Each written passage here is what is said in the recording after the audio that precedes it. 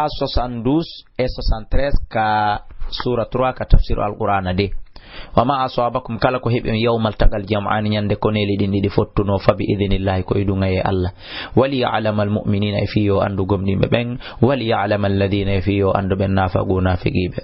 wa qila lahum bi ana ta'alu are qatilu habon fi sabilillahi fi bantu lawdin Allah kan awidi fa ma defandon bete ma dun duñon lorra on hara hewtali gomni be balo bewi lawna alamu men harame den anduno gitalan ko gerenum lattabana ko men jokkay non ko ba men andawni be fenay hum kambe lil kufuri ko nande keferan ka ko go yawma idin denyande aqrabu minhum buri be battade lil imani di gomninal sakkon habgol jihad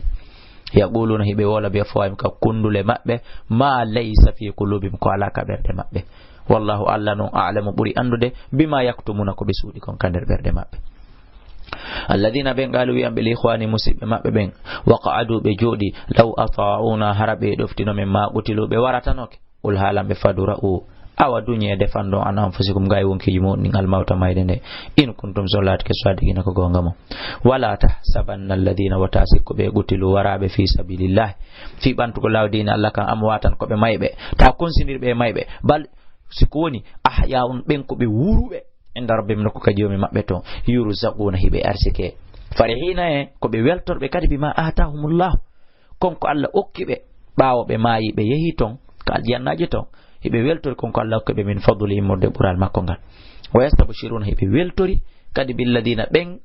gomdimbe wontirbe baawo mabbe ka aduna lam yalhaqu bihim tawbe jeengali tawibe ton tawbi mana tawbe yanali sahidi tawibe min khalfihim baawo mabbe ka aduna ga kabe won ka aljannaji ton hibe wi ana be ka aduna ga hayfi be ga nanata hibe inna Allah khawfun alayhim ebe musibbe amen be men acci ka aduna yobe wakkilo yobe konting kulul wo fa wakibe sibe mayi e mudum wala be wonal kariya zanuna sunoy tobe yastabshiruna hibe weltori bi ni'matin nema min Allah imurde ka Allah wa fadlin ibural wa anna Allah wonde Allah la yudhi'u hebata zame ajral mu'minin barajikum dimbe alladhina bi istajabu lillahi nuti bi Allah war rasuli enela do min ba'di ma aswabahum bawo hebe be algarhu barmejidi lilladhina hinoden ben ahsanu mu'imbe minhum e mabbe mojjere wattaqaw be huli Allah hinoden be ajrun joddi azimun mawnundi alladhina ben qala lahumun nasu be yimbe ben wi'ani dum yimbe nafiki ben wi'ani be he watte hakkilnani inna nasa ande no yimbe hefera bengoy qad jama'u lakum bi mubondirani on bere groupe ke mojjano be ari watte yili fakhshawum hulebe yo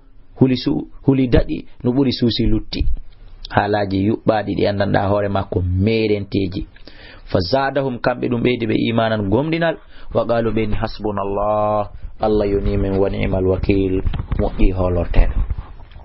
فانقلبوا برتد بنعمة نعمة من الله مردك الله هو فضل إبرال لم يمسسوا ميمان بسوء بونه واتبعوا بجوك رضوان الله يرلي الله والله الله ذو فضل كوجم برال عظيم مونغا إنما ذلكم الشيطان ande dum do modon ko iblis yukhawifu yumhul bin awliyaahu njatigi be makko ben fala takhafuhum wa tanhulube wa khafuni hulela min Allah in kuntum sallatike mu'minina ko gomdimbe ya Allah waden gomdimbe wala yahzunka watasunni alladhina be yusariuna wonbe adondirde fil kufure keferan ka ko be wada folo yedduru Allah ko be jokki kon watasunni innam no kambe lan yadurru Allah be lurrirta Allah shay'an hayhunde yuridu la Allah ina fa'ala Allah yaj'al lahum de wadanta bi hazwan gebal fil akhirati kala hara walahum hina wadan bi adhabul lati azimun mawnud innal ladina anden be ishtarawul kufra subi be keferan ka ko bil imani acci gomdi nangal lan yadurru Allah shay'an bilurrirta Allah hay hunde walahum hina wadan bi adhabul lati alimun musir wala yahsabanna alladina watasikku be do kafaru yeddube annama numli lam wonde ko min be ninnande ka aduna do khairun li anfusim wonde dum ko mojjere wonande wonkeji mabbe din tabe sikku dum innama numli lahum andu sayi meden nettinande be wura min nettinana be laamungun e dole ne he yazdadu ko fetiyobe be do ithman bakkat wala min odan bi adabul latamuhinun hoyde ma kana Allah wanali li yadara al mu'minina himu acca gomni me ben tertobe ala ma antum alayhi e do ko wondon e mudum ni namani hatta yamizal khabitha ha o sendindira ko subi kon ko nyiddi kon ko tuni kon min at-tayyibi morde ko laabi dagi ko alegoy ko be o liba jihadi hakkunde men e heferaɓe ha o sendindira gomɗinɗo e nafiki e kefero wama kana Allah wonali liyutliyakum himo ƴellita on non alal ghaibi do pi yurni ɗi humpito ɗon walakin Allah soni tun Allah yajita bihi mo suɓo mi rusuli morde ne la makko ɓen sabu humputugol ɓe ko wirni ma yasha mo yiɗi suɓade fa aminu billahi gomɗine Allah wa rusulihi ene laaɓe makko ɓen wa in tu'minu si on gomɗini wa tattaqu on huli falakum node no ajrun joddi azimun mawnude wala yahsabanna alladhina watasikku ɓeɗo yabkhaluna won ɓe wuddirde bima atahumullahu konko Allah okkiɓe min fadli morde ɓural makko ngal huwa khayran lahum wonde ɗum ko moƴƴere wonande ɓe bal ko woni huwa sharru lahum ɗum ko bone wonande ɓe saytawwaquna hiɓe fawa ngannirede ma bakhilu bihi konko ɓe wuddiri ɗum yawmal qiyamati ñande darngal walillahi ko Allah non wodani mirasu samawati ronugol kammuli ɗi wal ardi e leydi ndi wallahu kanko